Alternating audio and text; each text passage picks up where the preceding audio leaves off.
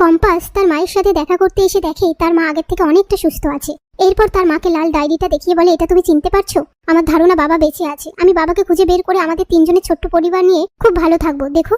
ওদিকে অখিলেশ একজনকে ফোন করে বলে, লাল ডায়েরিটা খুঁজে পাচ্ছি না। সেই লোকটা বলে, ভালো করে লাল ডায়েরিটা খুঁজে দেখো। অন্যদিকে মাহি আর অরিন বিহানকে এক জায়গায় ডাকলে বিহান বলে, তোদেরকে কে হ্যারাসমেন্ট করেছে?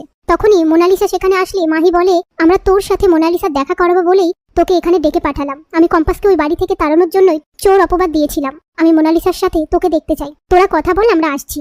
এই বলে সেখান থেকে চলে যায়। এরপর মোনালিসা বিহানকে বলে, আমি আবার পড়াশোনা করতে চাই, আমি আবার কলেজে ভর্তি হতে চাই।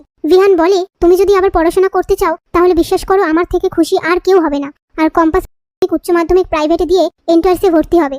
মোনালিসা বলে, তাই? তাহলে তো আমাকে আরো বেশি করে ওই কলেজে ভর্তি হতে হবে। বিহান বলে, তুমি কেন ওকে নিজের কম্পিটিটর মনে করছো? তাছাড়া তুমি আর তোমার দাদু ওর সাথে যা করেছো একদম ঠিক করোনি। তোমার ভয় পাওয়ার কোনো কারণ নেই। আমার আর ওর সম্পর্ক কোনোদিনও ঠিক হবে না। মোনালিসা বলে, বিশ্বাস করো আমার আর কিচ্ছু চাওয়ার নেই তোমার থেকে। সেই মুহূর্তে কয়েকজন গুন্ডা এসে মোনালিসাকে দেখে বলে, কিন্তু আমাদের তো চাওয়ার আছে।